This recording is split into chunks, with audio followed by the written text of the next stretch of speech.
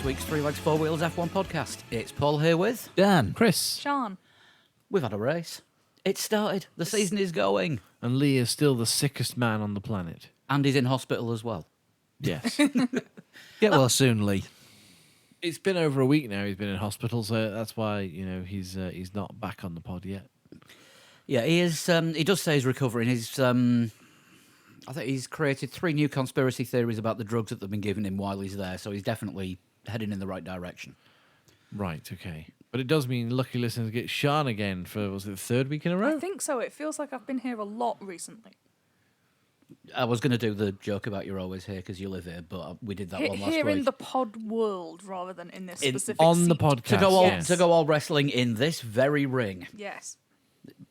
Anyway, so Australian Grand Prix. Worth getting up in the middle of the night for, do we think? It was nice to have a fix of Formula One, but why does it have to be so early? I should stop complaining. So something to do with time zones. I should stop complaining because we don't have to get up that early. Considering the 21 races, we have to get up early for what, 3? There's 3. but this is the earliest of them. Japan is 1 hour later and China is 2 hours later. So this is like the worst it will be all season. Thankfully. Now, I could quote somebody who put on my Facebook wall around about a year ago saying, why can't they have Formula One at normal times? To which my reply was, it is at a normal time because it's in Australia, so it's normal for them. But I wouldn't say anything like that, especially not about someone that Dan lives with who made the original posting. To be fair, time zones can be difficult. Have you got a chocolate orange at home, Dan? Because this is the best way to explain time zones. What? The chocolate orange is the best way to explain time zones. Each It's segment, not Christmas. Chocolate oranges don't exist outside of Yeah, Christmas. they do. It's like Toblerones don't exist outside of airport duty free. Yeah. Big Toblerones. Big Toblerones. Giant ones, yeah. That's the only place they exist. And they're always 3 for a tenner. If you take a segment of a chocolate orange, that's the time zone that you're currently in, and count how many time zones around. That's where the other one is. It's a great way of doing it. My time zone's melting all over my fingers. Exactly. See, what I You can personally eat do, your time zone. what I do that is slightly different to that is if I'm not sure, I simply put into Google, what time is it in Melbourne? And it tells me, and I don't have to dick about with chocolate. No, but I mean, if you have to explain to somebody in the Father Ted style, like, these ones are small, those are far away. So, the F1 then. Yeah. It was okay. It was not the best race. It was not the worst race. Can I It just was- say, everyone were playing just a little too safe with it being the first race of the season and a lot of changes. Except for Ricardo, who just decides to just charge over some grass with no idea what's going on underneath it. But I don't know if that was. Yeah, it was a little bit reckless. I want to say, but it's not. Yeah, it was easily done, but a mistake rather than recklessness. I think more than anything, but Yeah. We will get to that in a few teams' sure we time. will. yeah, Because it's really difficult to put this in team order because I was just chatting with Sean before. I mean, it's a really binary race. One driver from each team did quite well, and the other driver tended to not do so well, unless, of course. Well, except for Williams, although... well, no, George Russell finished 1 lap down. 2 laps. Sorry, laps down. 2 laps down, which was really good compared to Robert Kubica. Who finished 3 laps down. But he did have a debacle early on with his front wing, which put him out of pit stop sequence. And lost a mirror as well. Oh, yes, I forgot about the mirror. Yeah, I mean, Kubica was meant to run long because he was starting on the hard tyres. There's nobody behind him. The mirrors don't matter. For blue When the blue flagging, flags come out, he did say he found it difficult under blue flags because he had no idea who was coming at him from where. Andy used to drive in fast cars, so he's not used to seeing blue flags that are aimed at him, instead of the cars that were in front of him. To be fair, Yeah. he's not used to a lot of aspects of F1. It has been a while. True. But Williams do look as dire as we thought. Dan, you said that they spotted a fundamental flaw with their car. Was it I in think testing? this or was in something that George Russell said, that over this weekend they found a fundamental flaw, and he kind of hopefully said that it'll take 3 months or so to fix it. And Robert Kubica said, probably a bit longer than that. Maybe a season or so. But You've got to wonder because they're getting slower every year. Yeah.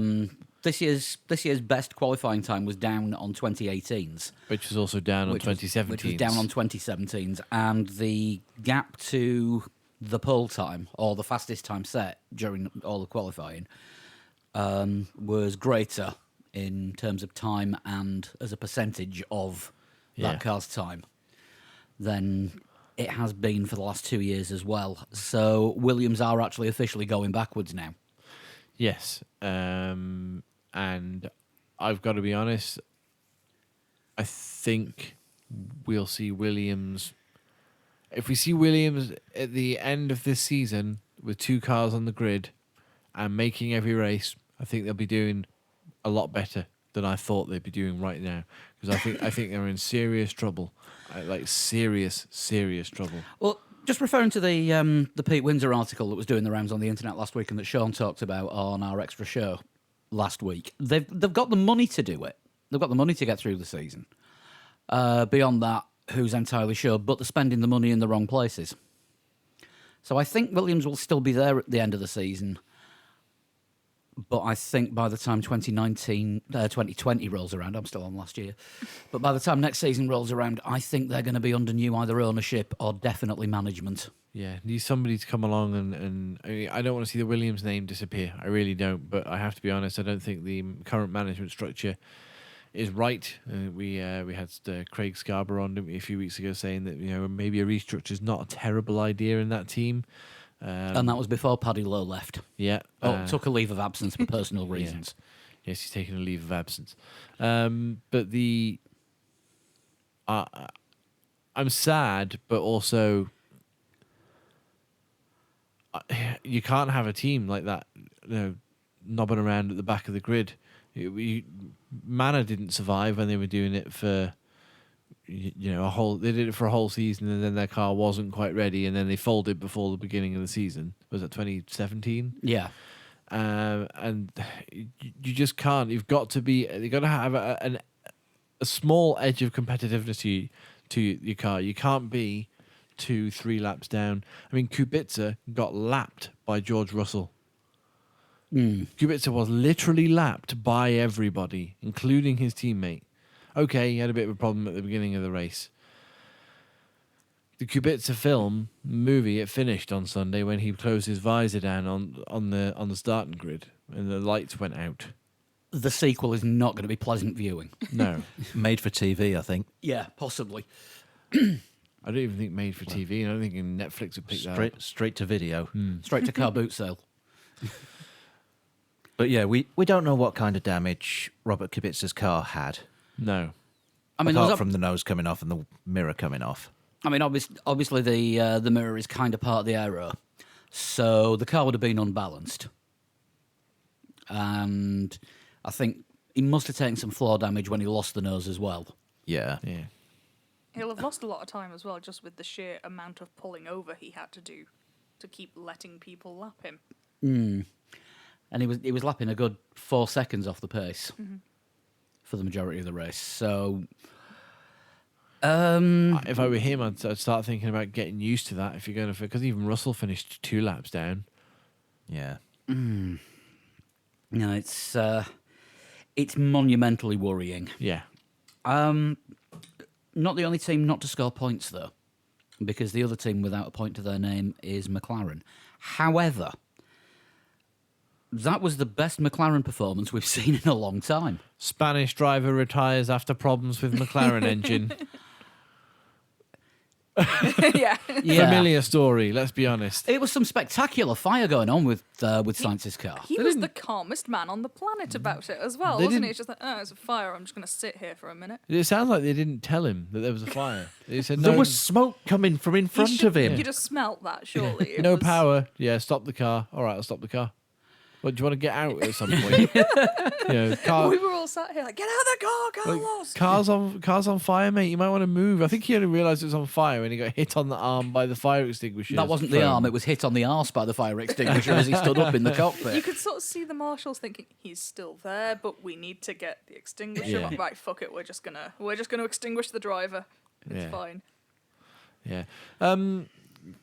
Carlos Sainz, he had a little bit of difficult qualifying, didn't he? He got caught up behind, strangely enough, Robert Kubica when he had that scrape with the wall. Yeah, And that ruined his qualifying lap. But a good showing from Lando Norris. I think are we still in sort of like last year's McLaren sort of philosophy where their single lap pace looks pretty good early season, but race pace is not quite there yet. He was one of a number of drivers, and I'm sure we'll talk about this more as we go on, that got stuck behind Antonio Giovinazzi, who had a problem, so couldn't go very fast, and that allowed other people to gain places. Yeah. So that's where he sort of lost from his qualifying position. He's been quite critical of himself. He's been saying like, "Oh, I let the team down. I'm very proud of the team, but me not so much." but yeah, what was it? Qualified 8th, lost 2 places with wheel spin at the start, and then just stuck behind a slower car. Yeah. It's the first ever Formula One race. Yeah. Can't be too hard on didn't himself. put it in a wall. Saw the checkered flag. It's all right.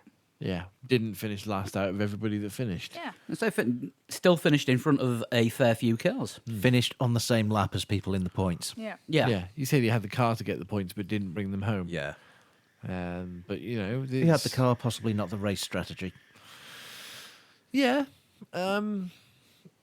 We'll see. Hopefully that they said it was an MGUK problem with Most Sainz's likely, car. I think Yes, they're no, still that, picking through it. aren't Yeah, I they? think that they said that was the initial indication. Which is what Renault was struggling with last year with things going bang. Yeah. MGUKs. So hopefully it's not a season-long problem for Renault power units and therefore the knock-on effect being McLaren as well. Otherwise, in next year's Drive to Survive, we'll be seeing all the fallout between Zach and Cyril. Yeah, maybe, yeah. That's a fight I think I'd quite like to see. Talking to Cyril Abitable, we haven't got onto Renault yet, but I would like to congratulate Renault on giving him lessons in how to use a microphone because he now puts it in front of his mouth, not in it. No, Sky were talking to him on Saturday And he was after qualifying, coherent. and you could hear and understand every word and make out separate words as well. Oh, very good. And you didn't feel like falling asleep at any point? No. When he talks into a microphone, rather than using it to clean the back of his throat, he's quite an engaging speaker. Yeah. Just to prove it can be done.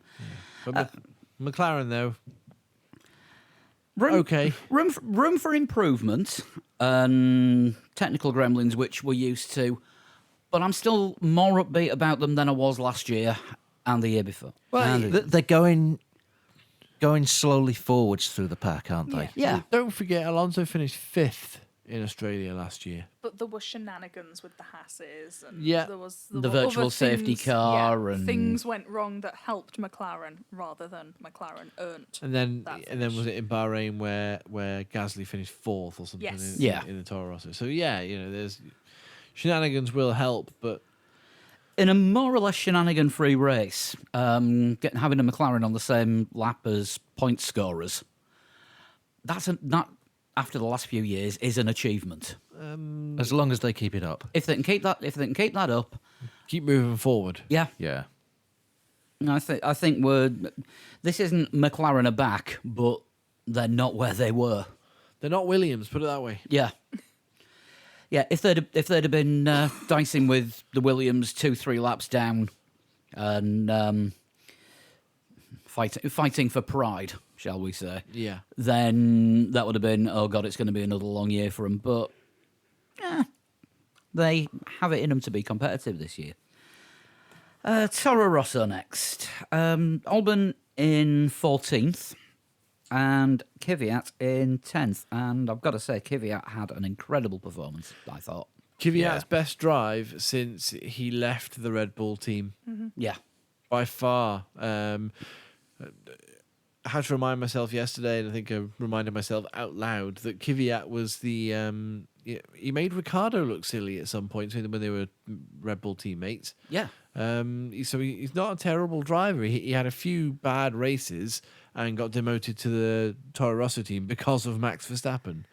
And then when he got demoted, he lost everything, didn't he? Yeah, he lost his He just psyche completely. stopped being a racing driver. He had a year away from Toro Rosso, the Red Bull organization. He had a year with Ferrari doing development work for them, and now he's come back to Toro Rosso, and he's got his old Danny again. He's back on it. Yeah. He's not broken, which is great. We always wanted to see the unbroken Danny Kvyat, and we saw him. He got points, or point. Yeah, I mean, the way that he managed to hold off Gasly at the end, Yeah. making the pass on Gasly. Finishing above a Red Bull. Yeah. Yeah. That will have gone down well with Yeah, the I mean, powers that be. we were joking at the time about how long is Kvyat going to be allowed to stay in front of Gasly, and when's Helmut Marko going to tell them to swap places? Didn't happen. No, but even if it did, if you're Danny Kvyat, you gonna obey him. I think under the circumstances, seeing as Marco's had a hand in all of his demotions and firings, yeah, probably. No, I don't think it was.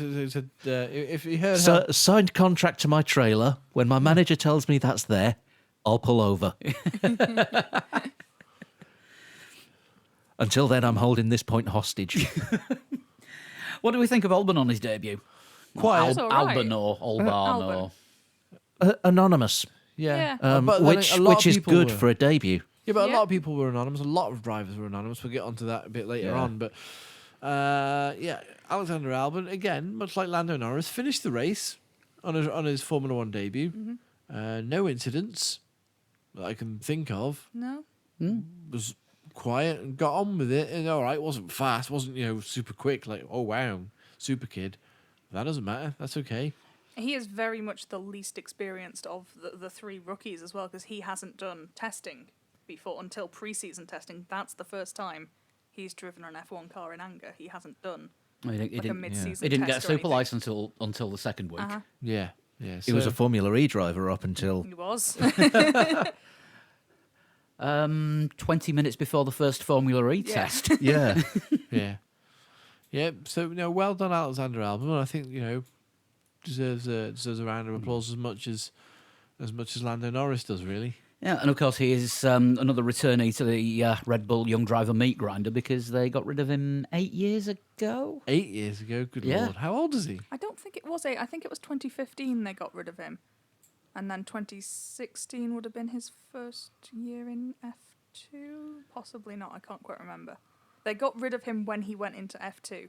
Oh, I thought it was well before then, but no, he's up for a second attempt at the meat grinder. At least he's made it into F1 this time, which isn't that meant to be the idea of the Red Bull Young Driver program to get into a top line worldwide series, be it F1, Indy, NASCAR, or WRC.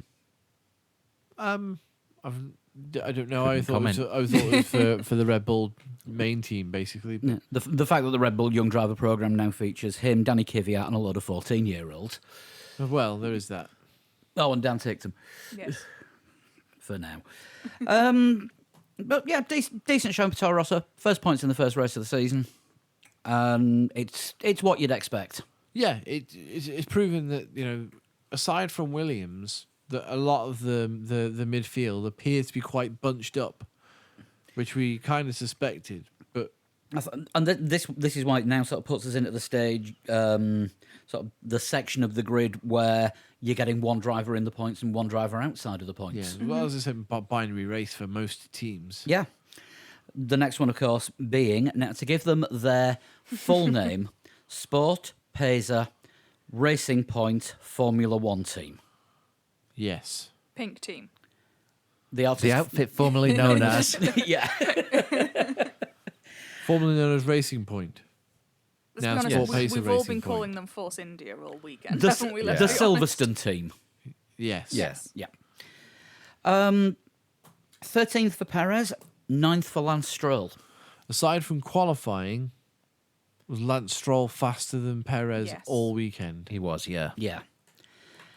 He may actually be a decent driver. in an okayish car. Yeah. Strategy, I think, worked out very well for him because I think he was the big winner from Giovinazzi backing everyone up. 'Cause Well, he pitted quite late. he went, didn't yeah, he went really long on his tires, Yeah. which is the normal Perez trick. Yeah.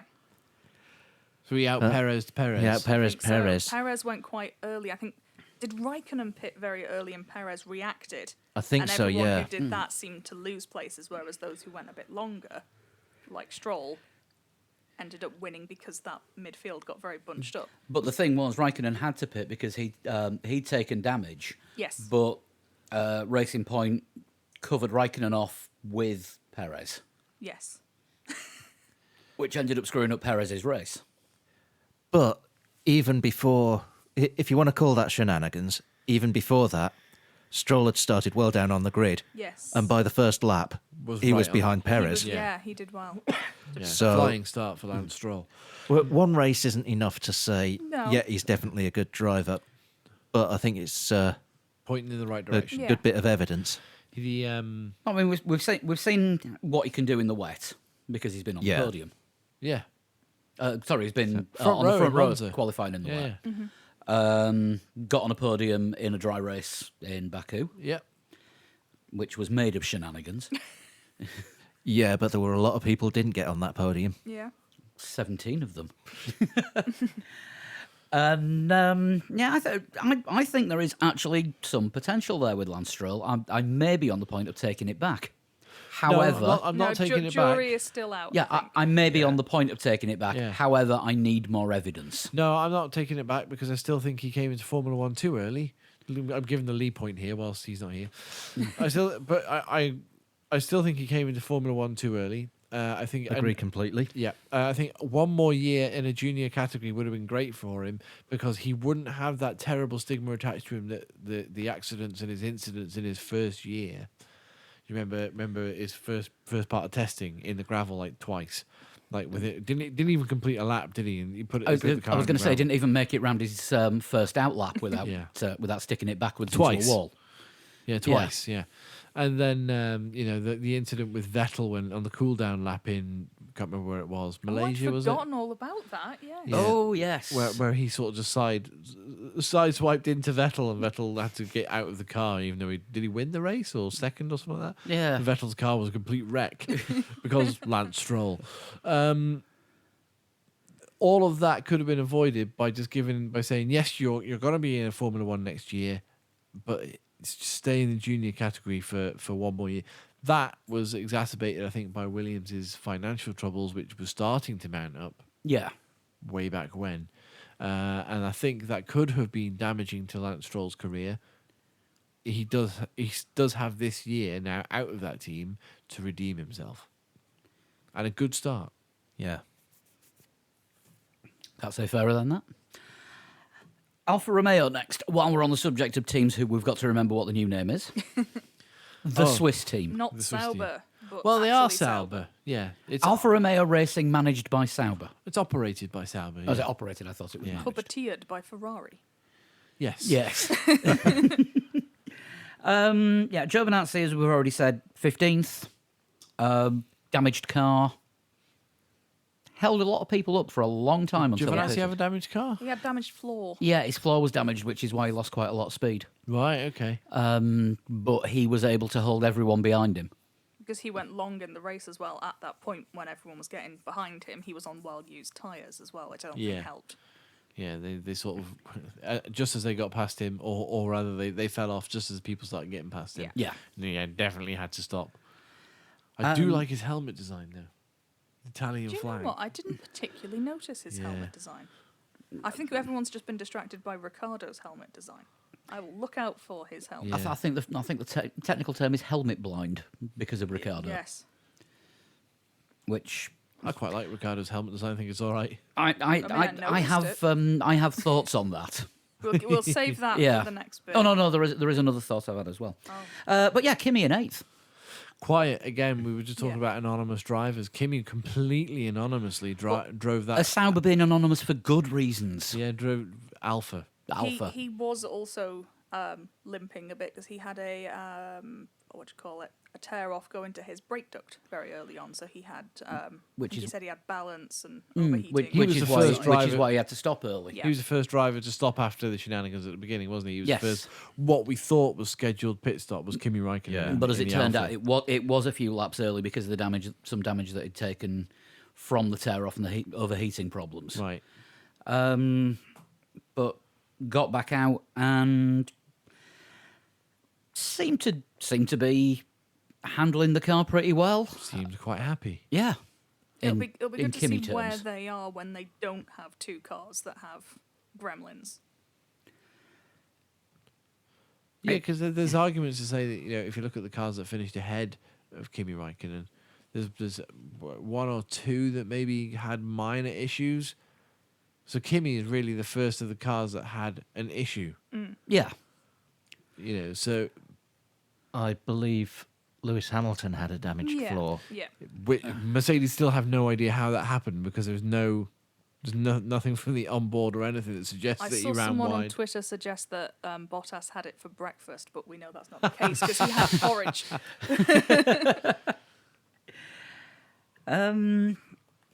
So where are we next? Renault. Yeah. Yeah, hugely binary. I was really hoping that Renault would have made huge leaps forward. Hulkenberg, though, again, much like Kimi Räikkönen, much like Alexander Albon and a couple of other drivers, completely anonymous. Just sat in whatever position he found himself in after that first stint and just stayed there, untroubled. A very firm seventh place. Now, Renault with a seventh, Hulkenberg especially with a seventh place, does that mean he's not, or the team haven't improved from last season? The problem is they were passed by a car that was lower than them last season. Well, they were, yeah, but we know that the Haas have done an incredible job over the winter. They were their testing times were really, really impressive. But again, I kind of hoping Renault would be able to mix it with Red Bull because Red Bull taking on the Honda engines and Renault being Renault. And this being now their third year back in the sport since they took over from Lotus again. So this is, they've really got their teeth into it. They hired a lot of people last year, didn't they? Yeah. Renault? So I think they practically doubled the amount of staff they've taken on since they bought the team. yeah, exactly. So that's I was hoping for big things from Renault, and they might still happen, but yeah, It's really know. hard to say because you don't know what Ricciardo would have been capable of. I mean, qualifying was, for want of a better word for both of them, crap. yeah, but they're evenly matched. Yeah, So I think Equally crap. I think it was a good. It's a good driver pairing, Hulkenberg Ricardo. Oh, it is. They seem to be very similar in drive style, very similar personalities, and they both want the same out of the car. So they're going to pull that car in the right direction. And it's essentially what you've got there with having those two in Renault. Is like that's how I have those two Alonsos at Ferrari when Ferrari was shit, but Alonso was still able to somehow pull wins out of the bag. I have read since yesterday that Ricciardo's retirement was to save mileage. Yeah. Makes sense. I think they said that at the time. It was basically just precautionary. The car wasn't going anywhere, so stick it in the garage. Yeah, he was well down. I think the best he could have hoped for would have been 14th or 15th, maybe. Yeah. Massively out of sequence with the pit stops, and I think he'd obviously taken more damage than just the nose again. I think possibly with the floor providing so much more of the aero this year, floor damage is going to It's a affect the bigger cars a lot more than it has in the past. And I suspect it's quite a lot easier to damage your floor than it is to damage the nose. So we might see a lot more jumbled up race results. Which isn't a bad thing, good. but it just means drivers have to be extra careful to not damage their cars. But What it might mean is that they're taking less curb than you have seen some years where they seem to go quite a long way over and don't care about damaging the car. Yeah. Well, Kubica actually said, and this is again harking back to Williams' problems, Kubica said before qualifying that He'd avoided the curbs because they hadn't brought enough spares with them. Oh dear. That's not great, really, is it? Now, that obviously shows that damage is going to be a thing, and too scared to cause damage. Yeah. I meant to put that one in earlier. You just reminded me by saying that. But yeah, Renault. Hard to say what they're going to be like, but it's very hard to say with everything because the midfield's going to be so close. Yeah, it's good, and as I say, Hulkenberg's performance was solid. Ricciardo, it would be nice to see what he could have done without that first lap incident, but not even first lap. He didn't get quite over the start finish line, did he? Before his front wing came off. No. Disappointment for And those front wings come off in a very spectacular way, don't they? Yes, When they both go, of them. they go. Yeah. Both Ricardo's and Kubica's were very entertaining. Good Anyway, work, Liberty. my other thoughts on Danny Rick's helmet. Oh, yes. Yes, there was the great debate at the weekend. Does it look like unicorn barf or not? 1991 Brabham. Oh, I it have does seen look a this bit- mooted yeah. on Twitter.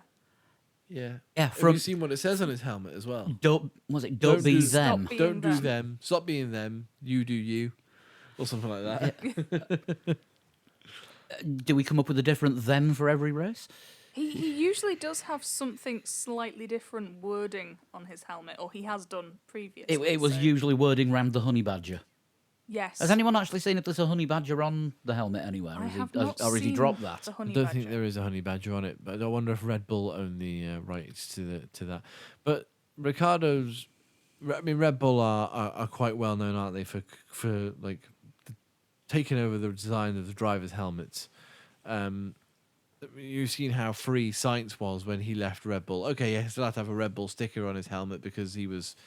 They still owned him. They still owned him, but he completely changed his design when he joined Renault because he could, and now he's at McLaren. His design's changed a bit more again, but yeah, Danny Ricciardo breaking He's free. replaced the drink. Yeah, exactly. Danny Ricciardo going from Red Bull to Renault. Complete freedom to do what he wants with his helmet. Hulkenberg's got quite a cool helmet design as well. But Ricciardo could do what he wants, so guess what? He did. I love the idea that might have been something stipulated in contract talks. Like, I want a silly helmet. Yeah. I'm My designing own my own helmet. helmet and you can't tell me otherwise. I'm fairly sure that Renault would have gone for that just to be able to sign him. Yeah. Yeah. Just to get one over on Red Bull. And for anyone that hasn't watched Drive to Survive yet, do. Yeah. The Christian versus Cyril episode, which I think was episode 4. Episode 4 sounds about right. Yeah, as I described it on Twitter, comedy gold. Not giving any spoilers, even though it's all about last season. Chances are you know what happened. But beg, steal, or borrow a Netflix account if you don't have one. Spoilers. Use a 30-day trial. Yeah, you can use a 30-day trial. Yeah, Yeah, why not? just to binge watch that. What you do with your other 29 days, don't matter. Move on. Haas. More pit stop woes Yes. with a left front. Now, this time, it was apparently caused by the wheel nut shattering because the car had to pull in at an angle because of the way that the pit lane is narrow and... The garage behind them were just taking a stop, weren't they? Yeah. Just done one, so all their engineers were still out in there. So, yeah, Yeah, all right. he was okay. off his mark slightly, wasn't he? Yeah, he was a little bit further forward on his mark, and he wasn't able to actually get perfectly straight by the time that he hit his mark, just because of the angle that he had to come in at. Definitely not Grosjean's fault. Definitely not the team's fault. One of those things. Just pure dumb luck. Yeah. And he did a couple of laps, didn't he? He came back out from the pit stop, was in this train behind Giovinazzi, and then once he got past and got up to his speed, very quickly It couldn't issue. take it, and it was stop the car. It looks like it damaged the suspension. So he as drove the well. wheels off the thing, is what you're saying? Quite literally, yes. Drove our wheel off the thing. He I did- do feel very guilty because this came moments after I jokingly passed comment about Magnussen's pit stop going fine. I was like, oh yes, Haas have done a pit stop, yay! And then they did And Grosjean's. then Grosjean came in. Yeah. So sorry about that, Haas. But I did notice that when Giovinazzi pitted as well, they had the same problem with his front left. Yeah. and it took a while to get on.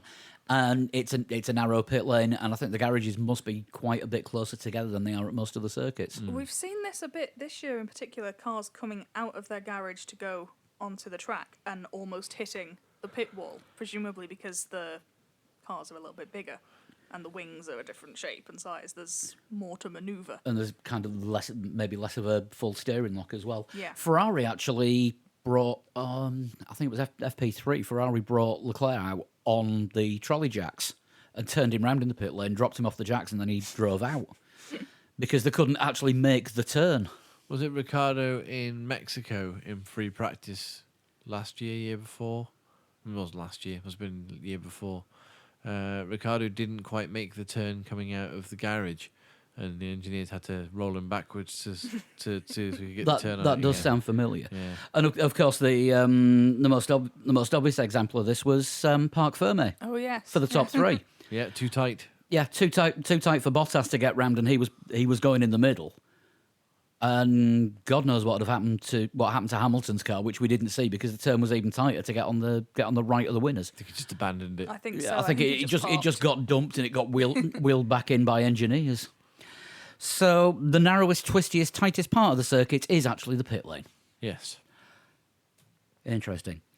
K-Mag, though, we haven't mentioned yet, 6th place. Yeah, brilliant. Yeah. Again, another driver who didn't really do anything. Held off Hulkenberg well. Held off Hulkenberg well, yeah, but got dropped quite quickly by, I don't want to say that this is like the best of the rest position, but But it is. Yeah. yeah, it is, isn't it? Yeah, Well, it's not technically because there was a Red Bull behind him. Yeah, I but think that promotes him to Formula 1.4.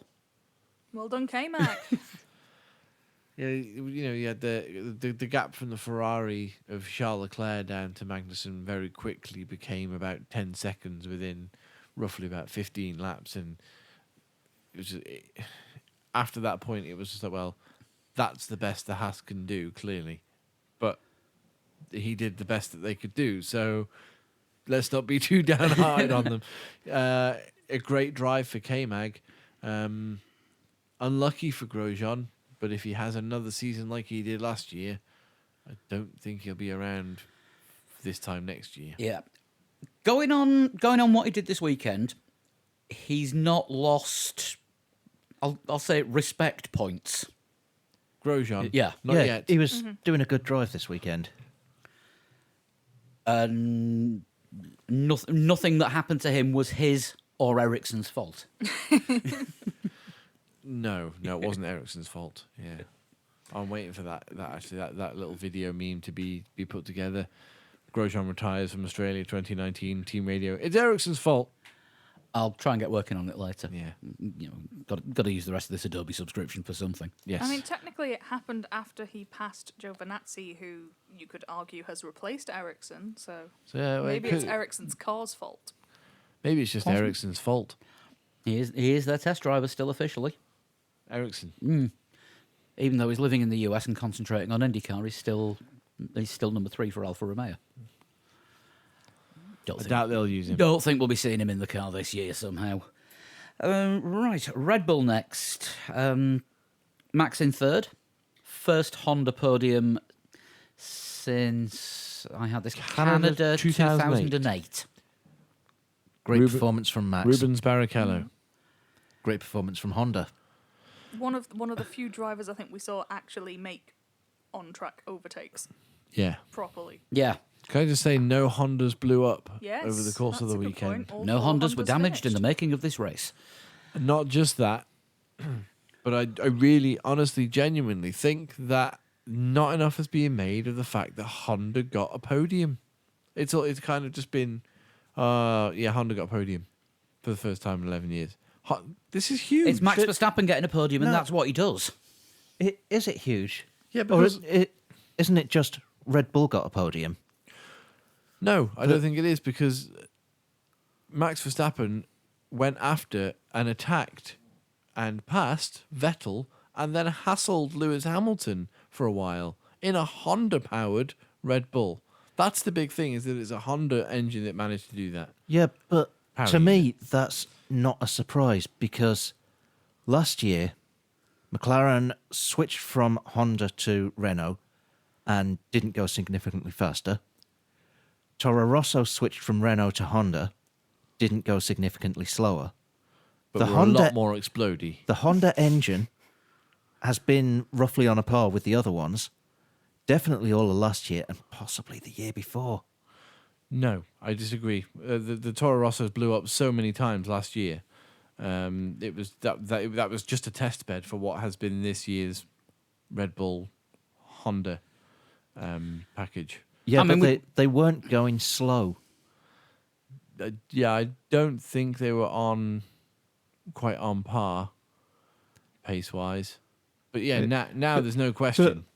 There was one came fourth Yeah, there was one came for in Bahrain. in Bahrain, yeah. But Wait, did both Red Bulls retire on like the first lap in Bahrain? something like that. Yeah. Yeah, I'm first couple going of to laps. have to Yeah. Google on site. Yeah. Ricardo definitely did. I'm sure Verstappen hit something. Yeah, it was a double DNF for Red If Bull. he didn't, Jos would have done. Well, But yeah, I really don't think enough is being made of the fact that it's Honda's first podium in 11 years. It's a huge thing for them. When they came back with McLaren 4 years ago, Both now. Red Bulls were out by lap 3 last year. lap 3. Yeah, it was a huge thing that 4 years after they came back with McLaren, it was like, oh, McLaren Honda, the dream team, and you got to feel a little bit sorry for Honda when McLaren were very McLaren and wouldn't cede any of their position to allow Honda to do whatever it was they needed to do, and the partnership's working with the Red Bull organization. And I think Red Bull, the team, have gone about it the right way by using Toro Rosso as a test bed for last year. Yeah. Mainly Brendan Hartley, Yeah, because of using his experience with endurance racing. More of that later. And that's allowed Honda to effectively start the program again, but still use what they've learnt from McLaren, Yeah. which was what not to do when it comes to getting the engine in the car. No, good things for Red Bull. Will we see wins from a Red Bull Honda this season? Yes. I think it's a distinct possibility, absolutely. I think from what we've seen so far, it would be from a Red Bull Honda. Yeah, because we haven't talked about the other car yet. We have not. No, Gasly was disappointing, but Took Kubica's wing off on the first lap.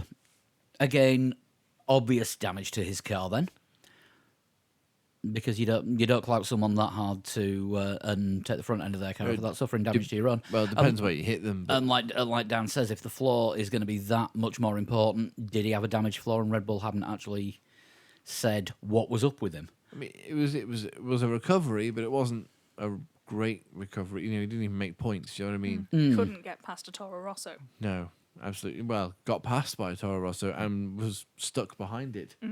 How sick is that going to make you? Passed by your own car from last year, with a driver that you essentially replaced in the first place.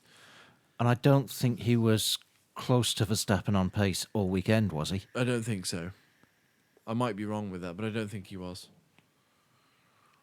Let me So let's have a look at qualifying. A little bit of Qualifying was a horror show for Gasly because he went out in Q1. yeah. I don't want to say it was. I don't want to say it's petulance or anything like that, but Gasly's now in the main team. Do you know what I mean? He's not going to be able to run his excuses for long. Look what happened with Danny Kvyat. That I think is the problem for Kvyat. Not for Kvyat. For Gasly is that he could be the Kvyat if his head drops and he's worried about how much better his teammate's doing and why isn't he performing as well. And oh shit, this guy in the Toro Rosso's doing quite well. Yeah. Christian Horner has been defending him to the hill Saturday and Sunday. I mean, Because he's had to. Saturday it was we got our strategy wrong. It was the team's fault. Yeah. Which it was, to be fair, because there was track evolution and he was in the garage. And it was they'd run out of tyres for him. And it was a battery issue that meant he had to do 2 cool-down laps to recharge the battery instead of 1, which is what they planned to do. Yeah. And by the time he came to do his second flying lap on that stint, the tyres weren't there. So that didn't help. And then Christian Horner's now saying after the race, don't just judge him on that one performance. But to be honest, that's all we've got of him in a Red Bull to be able to judge him on at the moment. It's all we've got of a lot of drivers in a lot of situations at the moment. But the we can only call what we see, and what we see at the moment is that Gasly is looking like struggling more than we thought he would. In that Yeah, I mean, Red Bull team. the internet's already said that there'll be a swap between him and Kvyat this season. It's too early to predict something Yeah, like that. it Well, it is. was only, 3-4 races in for Kvyat when he got demoted. He was He was a season and 3 or Well, 4 yeah. races in. yeah, he was on his But last he'd life come by off a then. good season. He'd come off a season where he'd beaten his teammate. Daniel Ricciardo. Yeah, Yeah, he'd started second race of the second season with the team. He was on the podium.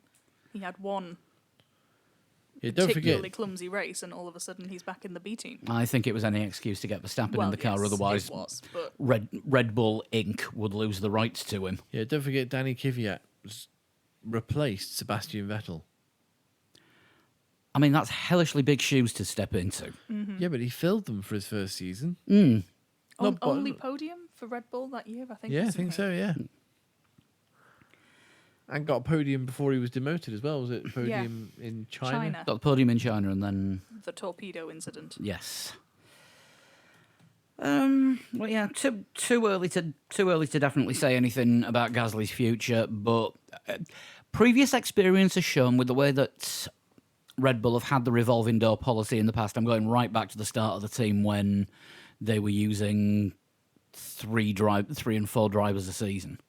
Don't get too comfy.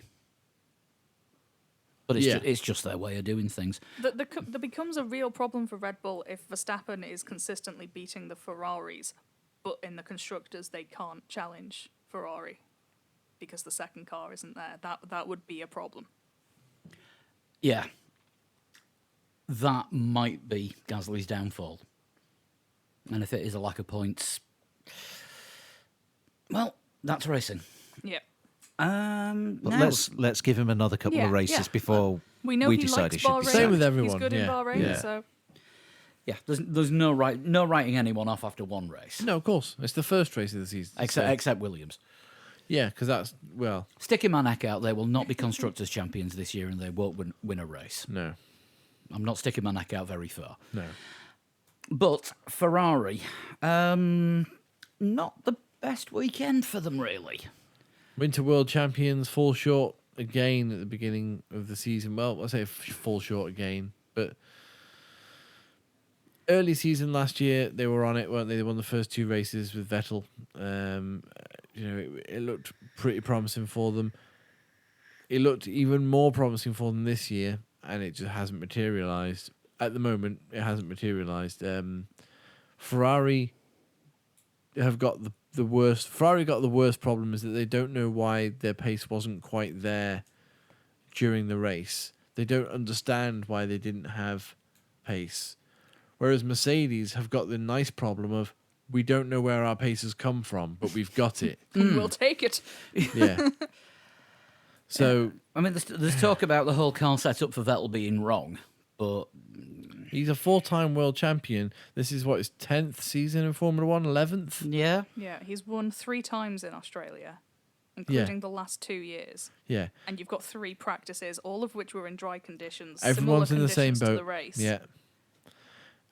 It's not really a reason, and if it's an excuse, it's a very poor one. yeah. Good debut for Charles Leclerc. Yes. Felt sorry for him in the end because by the end of the race he was going faster than Vettel. Well, he dropped back, didn't he, at the beginning of the race, and we thought, oh, that's disappointing. I had him down for the win, if you remember, in my predictions. That is true. He dropped back at the beginning of the race, and he didn't really make up many places. Wasn't hassling Verstappen for an overtake. It was only really after Verstappen went past Vettel that Leclerc was then starting to catch Vettel at a rate of knots, and they were just, well, hang on a second. This, on this last stint here of Charles Leclerc, he's quite quick. He was on pace with the Mercedes, Yeah. or at least one of them. But And then, of course, Ferrari number 2 him and won't let him get past. Well, did they Kimmy him? That's the thing. Because I think they've said they did, didn't they? They told him not to, well, to push. I also think they got the strategy slightly wrong earlier in the race because when Bottas had pitted and he came out behind Charles Leclerc and obviously Verstappen was leading, it looked like, oh, okay, well we'll use Leclerc to back Bottas up a little bit so that Vettel's got a chance to catch up. But Leclerc was too quick. He was he was 5-6 seconds ahead of Bottas, and you can't ask a driver to drop back 5 or 6 seconds. And even though Bottas was on fresh tyres, he was catching him a bit, but probably not quick enough. So they left Leclerc out a little bit longer than I think they wanted to, which obviously made him faster in his last stint, but Yeah. also lost him time at the end of the first one. So I'd be disappointed if Ferrari treat Charles Leclerc like Kimi Raikkonen as a buffer basically for Sebastian Vettel, because I think he deserves the opportunity to prove that he can do the job as a number 1 driver if they want to give it to him. I mean, it's obvious that at some point he will be the number 1 driver in Ferrari. It'll be when Vettel's not there anymore, or that season where Vettel isn't there, but he's still in a Ferrari. Yeah, which could be this year. Don't forget, we were having this conversation, and it was on the front of a magazine. It was a question, but it got me talking to myself. You're always guaranteed an intelligent answer when you talk to yourself. Not always. This is a defining year for Sebastian Vettel because if he gets trounced by Charles Leclerc or is even equalled by Charles Leclerc, he's not a great, even though he's won 4 world championships. He's much more of an, and I don't mean this in a derogatory form, he's much more of an Alonso, a missed opportunities man, rather than a Schumacher who made opportunities for himself. Sometimes legally. Sometimes legally. But you know what I mean? Yeah. He'll never be seen in that. If this season doesn't go right for him, he'll never be seen in the same way as Michael Schumacher. This is his tipping point. And if at every race Charles Leclerc is being told, no, you're not allowed to overtake Vettel, that looks bad for Vettel and good for Charles Leclerc. Whether or not Charles Leclerc finishes ahead of Vettel in the championship. Yeah, because there will be a time where he either will just ignore that or strategy and shenanigans just put him ahead, put Charles Leclerc ahead, and then they can't tell Leclerc no, let Vettel past because there's other cars between them or whatever. And then you'll really see the difference between them. But yeah, Ferrari, I'm a little bit. I'm not disappointed with them. I'm perplexed as to where this sudden loss of pace has come from, and I think the team are as well. With the just going back to the team order thing, you can kind of understand it with Australia being a street circuit and somewhere where there isn't a great deal of overtaking room anyway. Bahrain will be interesting to see if that happens again there, because there are runoff areas, there are places to overtake. So if he comes up behind Vettel and is quicker, there's plenty of room for them to do that without taking each other out.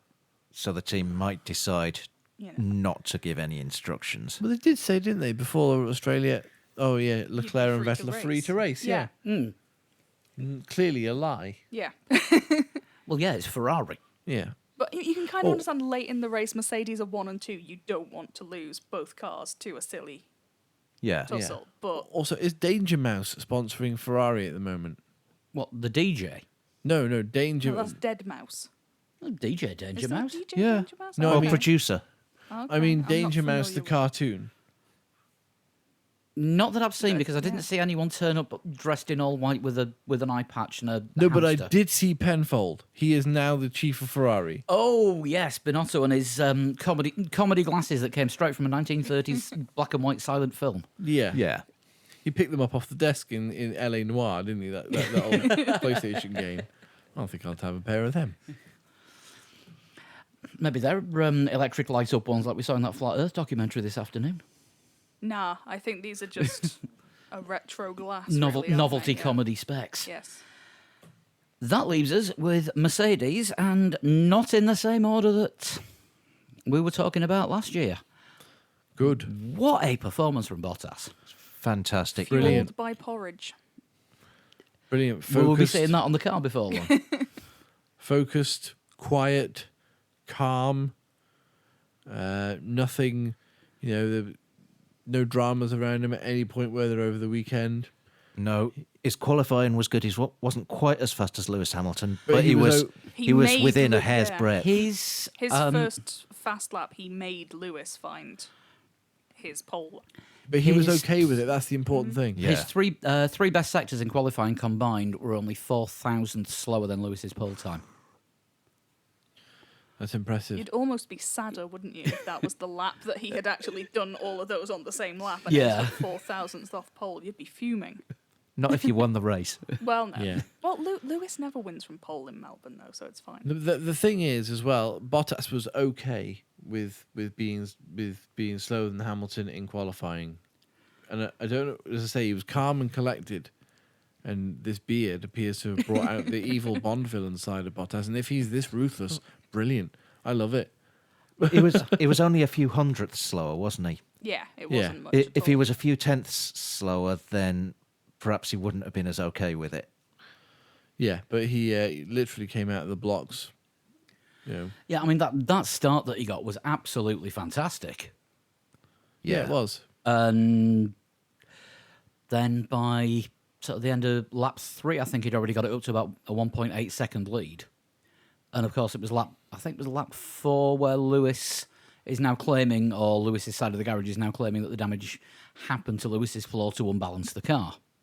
Yeah, but the Mercedes is saying they don't know how it happened because the Lewis didn't run wide to damage the car at any point, didn't go over any debris.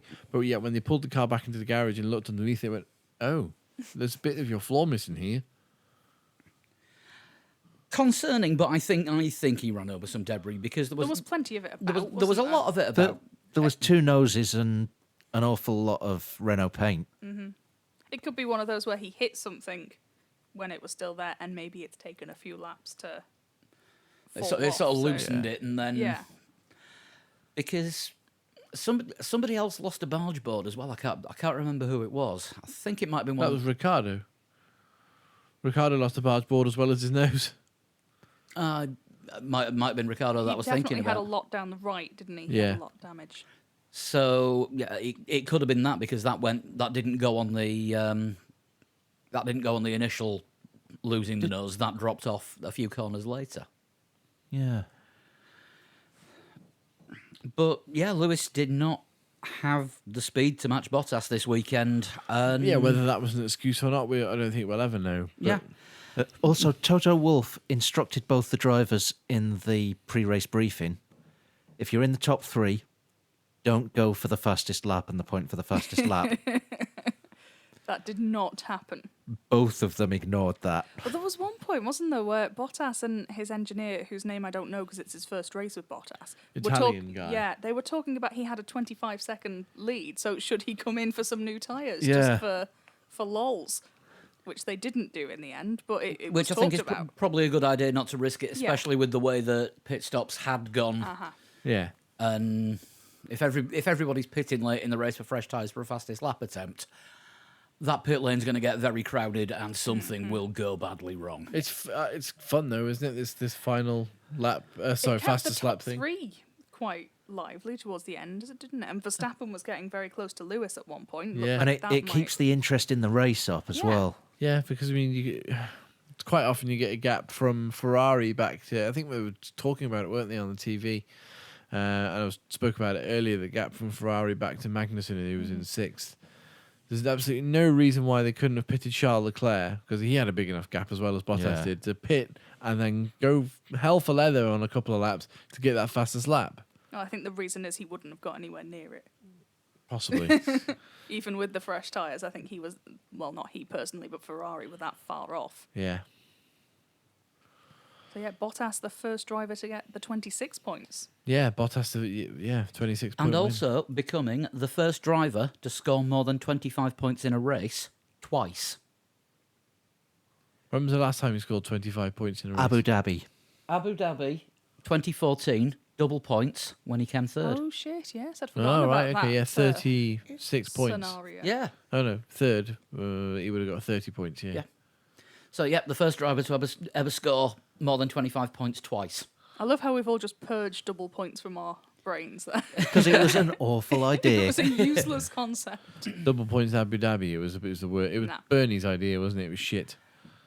Yeah, just file that with knockout qualifying. Or elimination qualifying. Yeah. And artificial rain, which thankfully never actually took off, but was mooted. Please don't buy F1 back, Bernie. Whatever you do. So, driver of the day. The official one was Bottas, and I can't can argue. see No I find argument. it I don't difficult think to make a anyone's case. gonna go against that. No, I can't argue with that. I'd say honourable mention for K-Mag. And Kvyat. Yeah, there's Yeah. there's a whole bunch of honourable mentions that you can give. And Raikkonen, Yeah, Yeah. Stroll. Stroll. Quite a Throw few them in good there. performances. Okay, then, rookie of the day. Seeing as we've got three drivers in their first Yes. race, Kvyat doesn't count as a He rookie. does not. but Russell, Norris, and Albon all do. Where are we on Giovinazzi? Not a rookie, not his first. It's his Okay. second Australian Grand I mean, Prix. it is, yes. It's his rookie It season, is. but it wasn't That's the his thing, rookie he's got race. that little Yeah. grey area, hasn't he? It's kind of rookie from I'm race going 3. for three rookies, three returnees. Okay. I'm going to say Lando Norris for his maturity and keeping his head when racing Giovinazzi. And, not losing his patience and just, causing an accident, waiting until the actual real proper opportunity presented itself and taking it well. That did damage his race a bit, waiting for that right moment. And you could argue maybe somebody like Danny Ricciardo, who's a bit more adept at overtaking, would have just gone for it first time. But it's the lad's first Formula One race. He's 19 years old. You can't go for it if it's No, not there and make a no, mistake, he's- can you? he's- on your first He race. was patient and he waited to the right time to do it. And I think he was the only one we saw having sort of that battle where he had to overtake somebody. I don't remember seeing Albon or Russell, having to fight with somebody to get past them. The over a few laps. only person that Russell actually passed on track was Kubica, and he was blue flagged out of the way. Yeah. Yeah, I think I would agree that Norris probably would get the rookie of the day, but you could make an argument for Russell having... Who's the only person on the whole grid who lapped their teammate. Yeah, Yep. and that was what I was going for. Comfortably beat their teammate. Yeah. Norris, by default, beat Sainz because Sainz blew up. Albon finished behind Kvyat. So, yeah, Russell very comfortably outperformed the sister car. But I think you would probably give it I to think Norris. I think really. Norris, but Russell didn't have a chance to prove himself. Mm-hmm. I'd really like to see George Russell in a real car. Yes. Yeah. And I hate to say that about a Williams, but it isn't. So how did we do with predictions? Not then? good. Not brilliantly. Shall do the people that aren't in this room I think first. there were minimal monies on Bottas. Yes. We'll start with our guest predictor of last week, which was Formula Lee winner Bradley Chambers. He went for a Hamilton win, Vettel second, Leclerc third, which gains him 1 point. So that's 1 point Well in the done, guest Bradley. column. So not bad. Lee, he got the top three right. In the wrong order. Not necessarily in the right order. He went Hamilton, Verstappen, and Bottas. 3-pointer.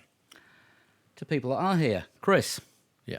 Leclerc, No. Vettel, No. Hamilton, 1 point. Better than nothing. Dan, Vettel, Leclerc, Hamilton, 1 point. Do you copy me, Chris? No, we I went all Leclerc, went for the Vettel. same three drivers, just in a slightly different shuffle. Yeah. I went for Leclerc first and Yeah, Vettel I went second. for the same three as you two, just... Just in a different order, because Yeah. your order was Vettel, Hamilton, Leclerc. 3 points. Hamilton correct. And mine, Hamilton, Vettel, Verstappen. I'm starting where I left off last season. I've got 4 points. Quite a few entries to our prediction league as well. Let me just bring that up because I think there was 86 people entered. Blimey. Well, 86 people have entered so far. Wow, that's good. That's good numbers. Keep it up, people. Yeah, definitely. Keep coming. Or join us now if you haven't already. Join us now. You can still 89. Sorry, 89. Oh, wow. That's what we're up to at the moment, and it was out of a total of 14 points. Was it 14? Sorry, no, 12.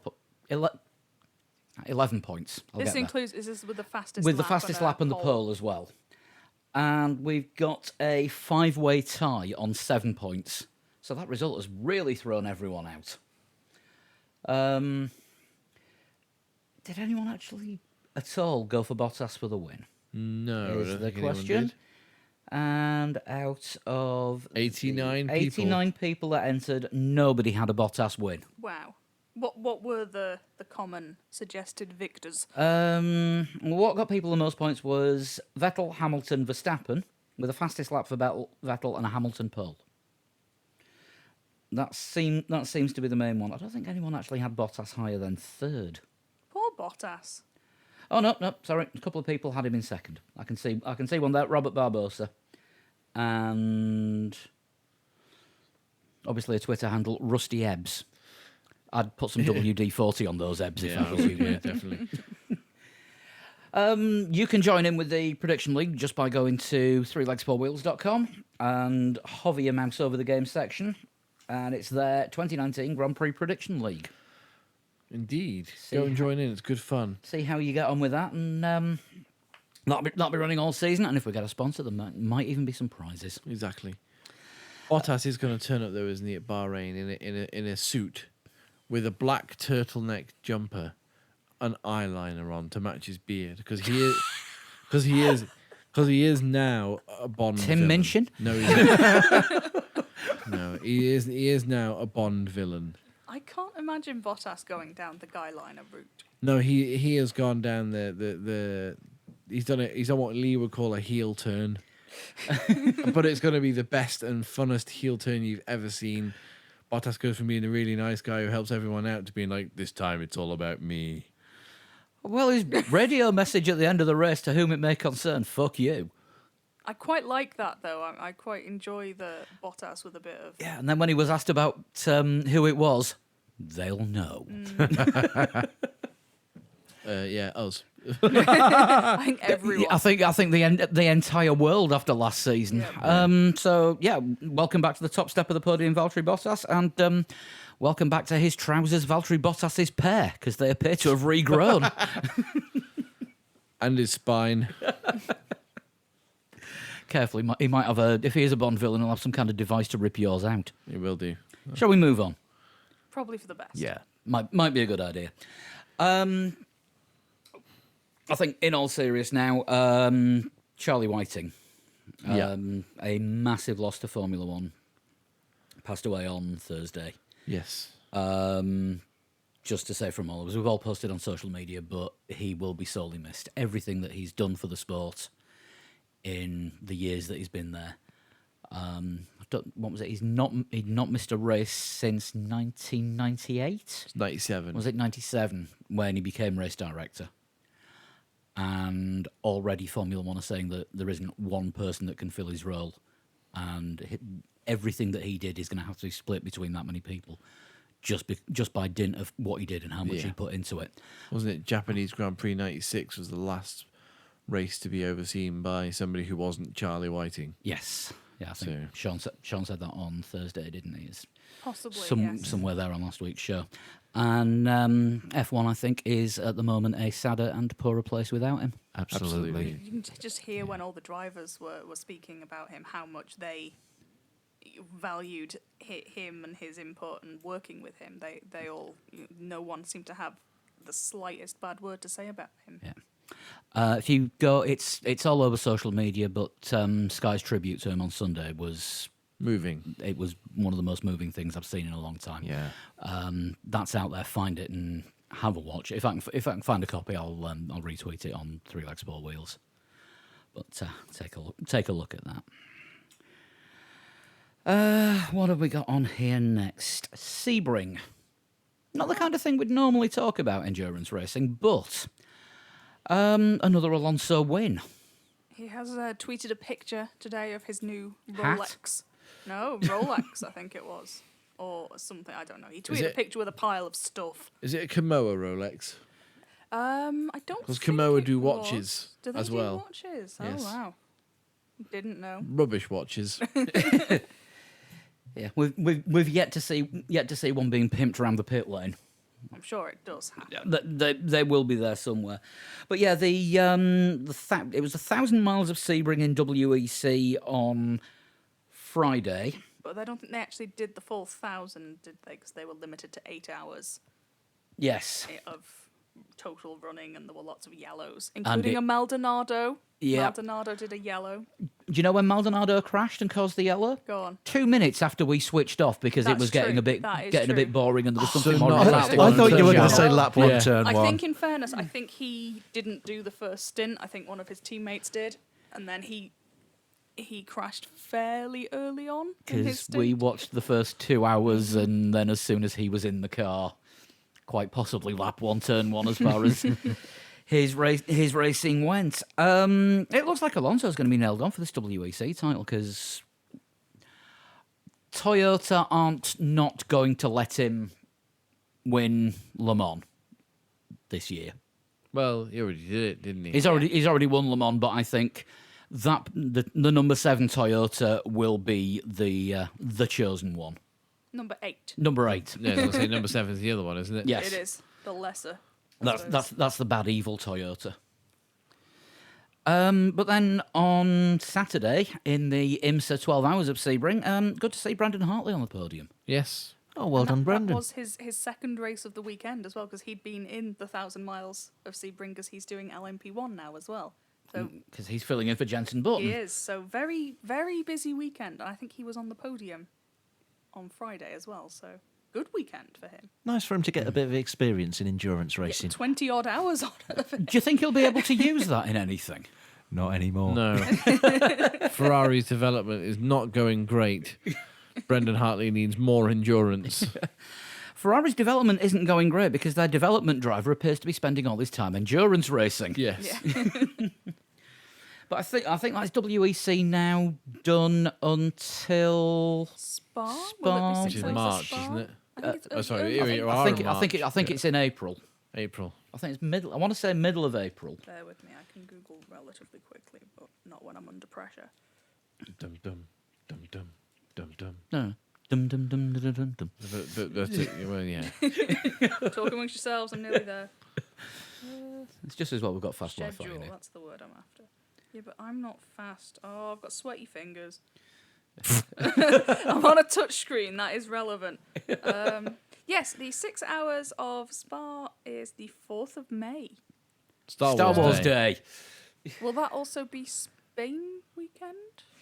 Probably. Or will it be the weekend before? It might be the weekend before. I might be getting ahead That's of myself last year's with that calendar, Dan. mental thought. No, that's 2017's calendar. 2 years ago The calendar. issue here is that we have a 2017 mug with the F1 calendar on, but nobody's broken it in 2 years. It's the week between Baku and Spain. Oh, okay. So that that's something works. to keep you entertained in an off week then. Definitely so. So yeah, Alonso will win Le Mans. Is he going to win Indy? Is he going to have the Triple Crown? Stephen Terra already said he's got the Triple Crown of endurance racing. Le Mans, Daytona, and Sebring. Yeah. Didn't know that was a thing. Is Indy not part of that? No, endurance racing. Endurance. Indy's open wheel, endurance is Yeah, well, you see, even prototypes. still. Yeah, even. But it's part of another Triple Crown. Even Okay. though I don't know. I There am. are, there are triple crowns. There are multiple Triple Crowns. Yeah. Can you win the Triple Crown of Triple Crowns? I think you should. Alonso's racing. What number is he? 66. Yes. For the Which was the number of the Bruce first McLaren. McLaren win Yeah. at Indy, more importantly, rather than the last one. Yeah, it's going to be interesting to watch, and obviously we'll be watching out for Fernando Indy testing this year in the Bob new Fernley McLaren Indy run team. Yeah. Have we come to a decision? Are we doing a live blog for Indy this year, or will we think about that closer to the time? Seeing as we said we might do it again if Alonso takes part. Closer to the time. Close to the time. Is it still the same day as Monaco. I think a decision for nearer the time. We'll see how the weather is. Yes, as to whether or not we can set fire to things. Meat Yes. and charcoal, not general things. Right, the next thing on here is one massive hashtag. Where's Ted? Right, do you just want to get this out there now? Getting this Well, out. we've tried, and We've people keep tried. asking. We've tried. Getting this out there now. Ted Kravitz is still working for Sky Sports, but not full time and not at every race. He will be there for He will be on the Sky Live coverage and therefore ESPN and F1 TV for 14 races this season, starting in China. So, He only misses 7, one of which he's already missed. and another of which he will miss in 2 weeks' time. Right. So Ted Kravitz will be there in China and then miss a further 5 races between then and the end of the season. He does have a new show every Wednesday, which is going to be on Sky Sports F1 and F1 TV, where it's him, Will Buxton, and Rob Smedley. What a trio. That's going to be a comedy triple act. Yeah. I don't know about comedy. Do you remember the fallout that Ted and Rob Smedley had at Silverstone a couple of years ago? Think they're friends again now. I would hope so if they're Now doing that it. they're working for the same person rather than on sort of 2 different sides Yeah. of the microphone. You've got a theory about Rob Smedley or anyone leaving F1, Well, don't you? yeah, there do seem to be an awful lot of people going from F1 teams to the F1 organisation at the moment. Wonder where Paddy Lowe's going to end up. Probably a new series on F1 TV, the Paddy Lowe Happy Fun Time Smiles Hour. That where- I think we were saying before we started recording, not known for his personality, Paddy Lowe. What was the term you used, Dan? I used the Or was it term. you who came yeah. out with the... Yeah, he's about as much personality as a slightly rotten cucumber. Yeah. Although I would pay to watch. A slightly rotten cucumber? No, I'd pay to watch Paddy Lowe's version of Takeshi's Castle. But the challenges would be fantastically engineered. Yeah, they would be, but they wouldn't be much fun. So that is where Ted is. He is not at every race. Yeah, he's not sacked. Some polite words coming in over the weekend for Karun Chandhok, who's joined the Sky team in sort of kind of half replacement. for Ted. Kind of the Ted role, but they've not given him a notebook or, as I suggested on Twitter at the weekend, Karun's clipboard, which I thought was quite a good one. Karun Chandhok is Williams' heritage driver. He knows so much about the history of the Williams team, and oh dearie me, what's that? Oh, that is me forgetting to mute my laptop Yes. Paul. and getting a tweet. What unprofessional shit. is Jana, this? you know not to tweet us on Monday nights when we're recording. Yeah, but you Also, should I know apologise to... for the joke about Welsh last week. It didn't land with everybody. I understand that now. I don't even remember that joke, but just It was that a explanation. it was a was good. Patreon joke. What's she tweeting now? But But anyway? I don't It's- think it's- you should be blaming Jana. I think it's you who's left your laptop unmuted there. There's a slice of pizza in their hedge. That's good information. Let's blame Ericsson. Yes. Yeah, it was Ericsson's fault. You notice how I thought I'd turned the sound off on my laptop, and then the tweet came through just after a cat had jumped off the back of the sofa, and Also, we're blaming Dizzy. we're blaming Dizzy for that noise. Okay. It's always someone else's fault. But anyway, yes, Ted Kravitz still broadcasting in F1. Yep. Just not going to see him quite as regularly. Yeah. Um, Come on, he's been doing it for 22 years. Give the man like a little bit of a break. you could probably do with some time. He's got a young family. He's got a Yeah. pile of daughters, hasn't he? I think they're all girls. Are they? Yeah, I think he's got 3 daughters. And I think they're all quite young, so... But if you want to know sort of more of the workings of Formula One broadcasting, can't recommend enough the Motorsport Broadcasting blog. If you go to Twitter, you can follow them at F1 Broadcasting. Gives you great insight into how the TV shows are put together and how it's all done. It's not just for F1; they do a lot of detail on other series as well. MotoGP, really good if there's, Superbikes. They're always really handy, I find, if there is a race that we don't normally look at, like Sebring or something like that. They're always really handy to find out where can I go and see this. They're usually Yeah. place to find out. Yeah. They have the finger on the pulse. Yes, it's really well put together. So have a look at that, and they'll probably answer your questions before you've even asked them, because all the information's there. Because everything I've said about Ted Kravitz, I got from them. But there you go. Theodore Slotover. Theodore Slotover, which sounds like a really bad toast. Shall we shunt it? Let's do that. Let's give it a In go. honour of Lee not being here, I am being honorary total shunterizer. So let me find one. Now, you two were up against it this week, Chris and Dan. How come? Sean Oh, yes. beat Sean Kelly on Thursday's show. Factually Oh, my accurate word. statement. Only Yeah. the second time ever that Sean hasn't won total shunt. Admittedly, we did two. We had to do two because the first one he got on the second question. Yes. It got a little further than I was born, but not by very much. So, you appear to be our... So we can just sit back and relax while Sean does No, the work. I was I've gonna done all say, the yeah. work. I've done all the work over the last week, so I'm taking this one off. Also, it's unlikely that it's going to be safety car driver again, so... Which apparently is my field of expertise. Burnt Mylander. It was. I'm not going to use that one. I am instead going to use one from Leo Parias, who is from Hawaii. So, aloha. Aloha. He actually started the email aloha, so That's the rotten. If it's not That's I the I was correct born. greeting, obviously. No. started the email, not started the Oh, question. it doesn't matter. I was aloha. No. But he does start with clue one. I was born Correct. In Well done, nine- Leo. in 1975. Okay. Some years old. Well, 44. we're 44 this year. Yeah. I quickly began to show promise as I captured 4 consecutive national karting championships from 1981 to 1984. That's Okay. young. That's 6 to 9, isn't it? So 6, 7, 8, and 9. Yeah. Yeah. Okay. So who's roughly that age? 43, 44. Mark Webber? Weber, I David think Coulthard? is about, Yeah. Montoya, maybe. Eddie Barrichello. Irvine? For some reason, I'm going all the South Americans. Yeah, few There's a- to work with. Yep. Yeah. Okay. Don't actually need an answer or a guess until just, after we're this just clue, getting a list together. which was I first tested an F1 car in 1997. Not Eddie Irvine. Not No. Rubens Barrichello. Not Coulthard. Not David Coulthard. Could be Weber.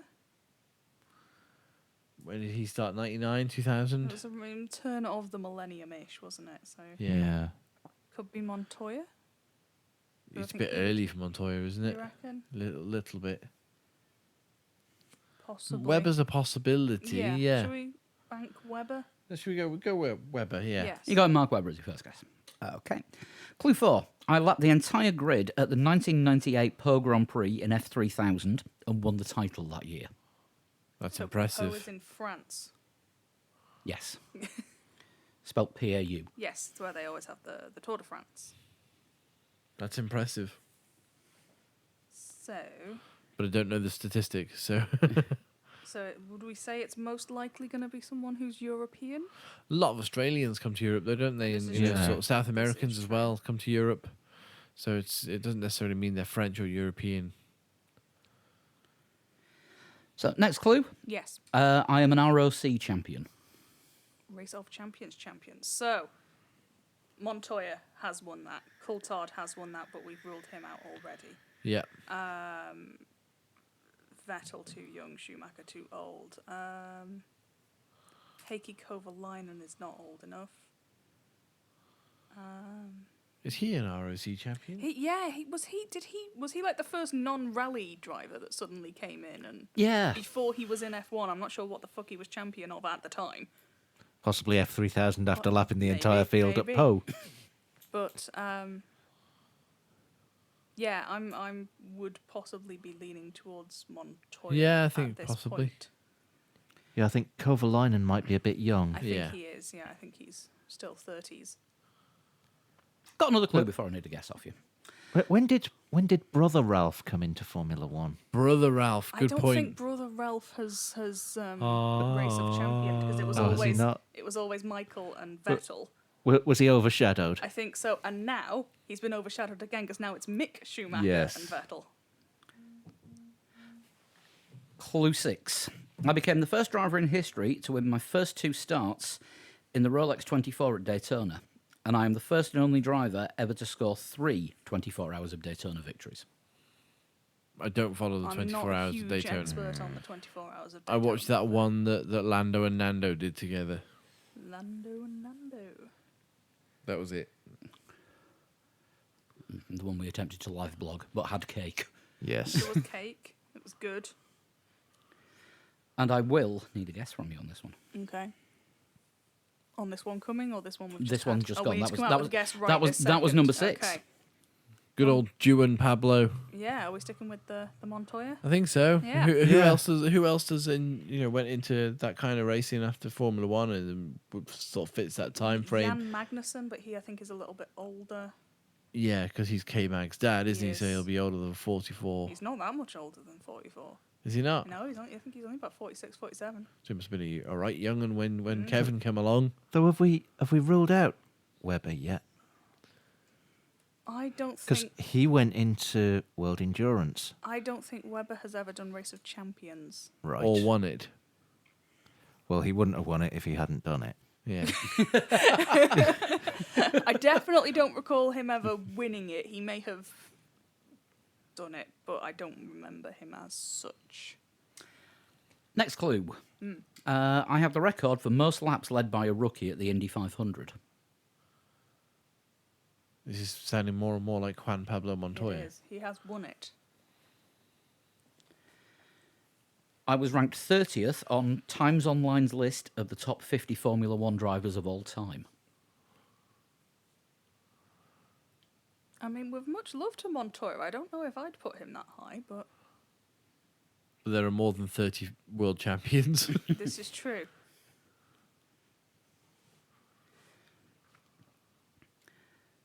Clue number 9. Yeah, I think so. I currently race in the WeatherTech Sports Car Championship, the result of a merger between 2 existing North American sports car series, the American Le Mans Series and the Rolex Sports Car Series. Pretty sure Montoya is in that series currently. So that Montoya Right, sounds good to that's- me. Yeah, pretty sure Bruno is also in the cat litter tray, which may or may not be being picked up on the microphones. You going for it now, or do you want something of a spaffer? Should we go for it? Go for it now. Yeah. Yeah, why not? Are you Juan Pablo Montoya? I am Juan Pablo Montoya. Yes. Good effort, Sean. That was mentioned very early. Your spaffer clue would have been, I am the only active driver beside Fernando Alonso who's won 2 legs of the Triple Crown. Yeah. Yeah. So that was Leo Perias that sent that one in. Very from good, Hawaii. Thanks, Thank Leo. you for that. Thanks, Leo. If you want to send a total shunting of your own, you can either send it by email, which I will get, 3legs4wheels@gmail.com, or send one to Lee by a Twitter direct message to @atotalshunt And he will use them when he gets back. when he gets back, which could be next week, could be the week after. Could be a year from now. That's what he wants you to think. No, seriously though, speedy recovery, Lee. Stop being on your back in hospital and get walking and doing things again. Yeah, mainly because I can't do next week. This could cause issues. Yeah, I am busy this time next week. Right, on to Formula Lee for this week. And the first challenge of the 29th season was a lap in Australia, in the dry, in a Mercedes. We had 56 entries overall. Out of all of us on the show that do it, there's only me and Dan took part this week. Dan, you were 50th with 123.792. I was 37th with 123.159, well off the time you needed to get into the top 20, which was 121.918, and that was done in 20th place by Luke Dunphy. 19th was Joseph Heilemann, 18th Brooks de Geer, 17th was Hunter Sargent, 16th Pete Bull, 15th was Marcel Streak. I hope I got the pronunciation of your name right, Marcel. 14th was Tervil Atanasov. 13th was Ross Tuddenham. 12th, Weitzer Camping. 11th was James Holman. 10th, don't have your real name because you didn't send it to me on PlayStation Network in time. So for the time being, I'm using your PSN name. You are Fire Up Flow 9. I'm guessing that's not your real name, but send us a real name or an answer to the real name request. Make it a lot easier. 9th place was Kyle Armstrong. 8th was Alberto Roldan. 7th, and I'm going to try and get your name right this time because I didn't last time, it's Santeri Unasti. I hope I've got that right. 6th was Kevin Fanning. Top 5, 5th place, Ricky Worrell. 4th was Ollie Vestley. And this week's top 3 with a time of 1:19.629 in 3rd place was Ayrton Antonucci. 2nd place with 1:19.471, we've got Chris Olby. And winning this week with 1:19.229, last year's champion, kicking off this season the way he finished the last one, Bradley Chambers. So, the next challenge is going to be Bahrain, obviously. What have you done with your microphone? It has risen. I move it all the way up there. Sorry. So, yeah, the next challenge is going to be in Bahrain. And as it was in the wet last year, we'll have it in the dry again this time. Yay. Because that is, if there was ever a track that wasn't designed for wet weather, it's that one. You watch now, it'll rain in Bahrain. Yeah. It'll be Rain in Bahrain. Does it stay mainly on the plane? Maybe. Who knows? And what shall we do it in this week? Let's do it in a Toro Rosso. It was Okay. their track last year. It was their track Yeah. last year. Gasly got 4th. So, yeah, Bahrain in the dry in a Toro Rosso, and you have until April Fool's Day to get Yes. it to us. 1st of April, 7 o'clock UK. Clocks will change by then, so that'll be 2 p.m. Eastern US time. Yes. Usual ways of getting it through to us: email, Twitter direct message to @3legs4wheels. PlayStation Network, send me a friend request to Pabstar if you haven't already, including your real name. Otherwise, you'll be called things like Fireflow Up 9. Like I say, maybe his real name or not. Or Facebook direct message as well. If you want to get in touch with us, obviously you've got the Twitter and the email. We're on Facebook, facebook.com/3legs4wheels. Individually, we are At Sean Cowper. At Flood 21. At Dan Dankleton. at Pablo100 and Lee is at Total Shunt. Just a quick reminder for the extra show that we do every week for our wonderful, lovely Patreon subscribers who provide us with the funds to keep this thing going. And you can find that on patreon.com/3legs4wheels. Half an hour extra show every week where we just talk about anything and everything. Large breakfast buffets was one of the main topics this week. And calculating time zones using a chocolate orange. And the Isle of Man. And the Isle Yes. of Man. So if you want to hear us waffling about any of those things, just go to patreon.com/3legs4wheels. You can sign up from as little as $1 a month, and everything goes into everything to do with the show, from microphones to biscuits. We will be back next week. We may have Lee, we may not. We don't know at the moment. Sean, you will not be here next week regardless. I will 'cause be here. But You'll be here, but you yeah. will not be recording Yes. with us next week because you're about to go on a business trip. Yes. And we'll be looking forward to the next Grand Prix of the season with our Bahrain preview. Indeed. Until then, we'll see you soon. Take Bye-bye. care. Bye. Bye. Bye.